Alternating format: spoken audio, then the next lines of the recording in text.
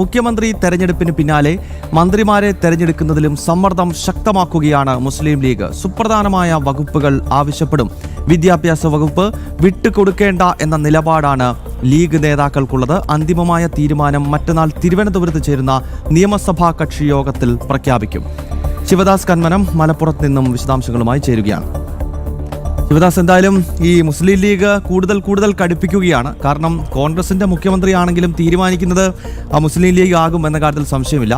ഇനി ഉറ്റുനോക്കുന്നത് ലീഗ് മന്ത്രിസഭയിൽ എത്രത്തോളം പിടിമുറുക്കും എന്നതാണല്ലോ ശിവദാസ്. കാരണം പ്രധാനപ്പെട്ട വകുപ്പുകളെല്ലാം ഇവർ പിടിച്ചെടുക്കാനുള്ള ശ്രമങ്ങൾ മുൻപേ ഉണ്ടായിട്ടുണ്ട്. 2011 ഇവർക്ക് 20 സീറ്റുള്ളപ്പോഴാണ് 5ാം മന്ത്രി വിവാദം ഉണ്ടായത് എന്ന് നമുക്കറിയാം. ഇപ്പോൾ ഇവർക്ക് 20 അല്ല 22 MLA-മാരുണ്ട്. അപ്പോൾ കാര്യങ്ങൾ കൂടുതൽ പ്രതിസന്ധിയിലേക്ക് കൊണ്ടെത്തിക്കുമല്ലോ. തീർച്ചയായും അങ്ങനെ തന്നെയാണ്. കൃത്യമായി തന്നെ മുസ്ലിം ലീഗ് അവരുടെ അജണ്ട നടപ്പാക്കുക എന്നുള്ള കൃത്യമായ ഒരു ലക്ഷ്യമുണ്ട്. അത് അവർ കൃത്യമായി തന്നെ നടപ്പാക്കുകയും ചെയ്യുന്നുണ്ട്. അതിന് പൂർണ്ണമായും കോൺഗ്രസ് വിധേയരാകുന്ന കാഴ്ചയാണ് നമ്മൾ മുൻപ് കണ്ടിരുന്നത്. ഇപ്പോഴും അതിൻ്റെ തുടക്കത്തിൽ തന്നെ നമുക്ക് അത് കാണാൻ കഴിഞ്ഞിട്ടുണ്ട്. കാരണം മുഖ്യമന്ത്രിയെ തിരഞ്ഞെടുക്കുന്ന കാര്യത്തിലടക്കം മുസ്ലിം ലീഗിൻ്റെ സമ്മർദ്ദത്തിന് അവർക്ക് വഴങ്ങേണ്ടി വന്നു. വി ഡി സതീശനെ മുഖ്യമന്ത്രിയാക്കുന്നതിൽ മുസ്ലിം ലീഗിൻ്റെ സമ്മർദ്ദം ഏറെ നിർണായകമായിരുന്നു.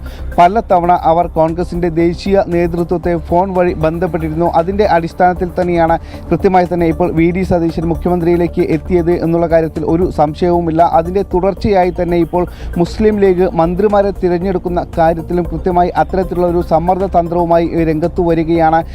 മന്ത്രിമാരെ ആരൊക്കെ വേണം, ഏതൊക്കെ മന്ത്രിമാർ മുസ്ലിം ലീഗിന് വേണം എന്നുള്ള കാര്യത്തിൽ കൃത്യമായി അവർ നേരത്തെ തന്നെ ചില സൂചനകൾ കോൺഗ്രസിന് നൽകിയിട്ടുണ്ട്. അക്കാര്യത്തിൽ ഒരു വിട്ടുവീഴ്ചയും വേണ്ട എന്നുള്ള തീരുമാനത്തിൽ തന്നെയാണ് മുസ്ലിം ലീഗ്. അതായത് ജനങ്ങളെ നേരിട്ട് ബാധിക്കുന്ന തരത്തിലുള്ള മന്ത്രിമാരെ അവർ സ്വാഭാവികമായും ആവശ്യപ്പെടും.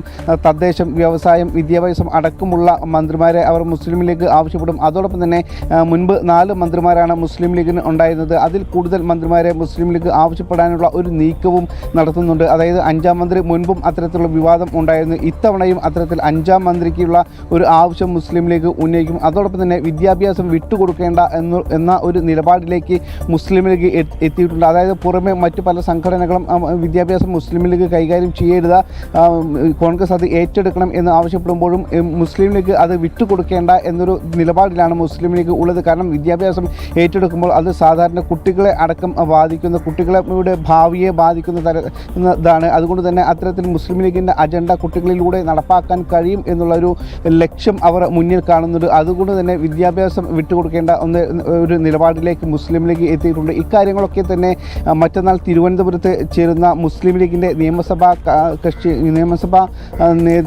MLA-മാരുടെ യോഗത്തിൽ അത്തരത്തിലുള്ള ഒരു തീരുമാനം ഉണ്ടാകും എന്നാണ് മനസ്സിലാക്കുന്നത്. അതോടൊപ്പം തന്നെ മറ്റു മന്ത്രിമാരുടെ കാര്യത്തിലടക്കം, അതായത് കോൺഗ്രസിന് ഏതൊക്കെ മന്ത്രിമാർ വേണം എന്നുള്ള കാര്യത്തിലടക്കം മുസ്ലിം ലീഗ് ചില പിടിവാശികൾ നടത്തും.